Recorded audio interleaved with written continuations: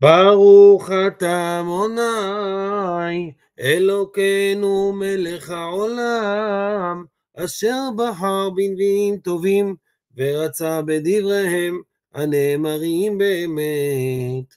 ברוך אתה אדוני הבוחר בתורה ובמשה עבדו ובישראל עמו ובנביאי האמת והצדק.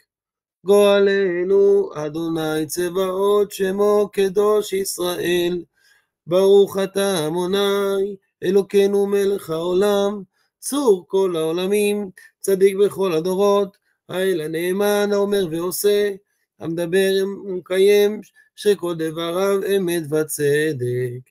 נאמן אתה הוא השם אלוקינו, ונאמנים דבריך, ודבר אחד מדבריך לא ישוב ריקם, כי אל מלך נאמן ורחמן אתה. ברוך אתה אדוני האל הנאמן בכל דבריו.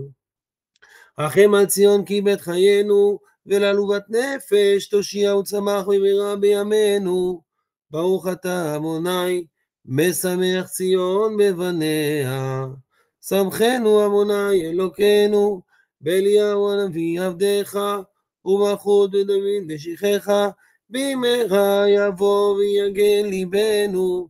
על כיסאו לא ישב זר, ולא ינחלו עוד אחרים את כבודו, כי בשם קודשך נשבעת לו, שלא יכבה נרו לעולם ועד.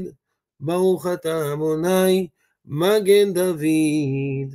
על התורה ועל העבודה, על הנביאים ועל יום השבת הזה, שנתת לנו אדוני אלוהינו, לקדושה ולמנוחה, לכבוד ולתפארת, על הכל אדוני אלוקינו.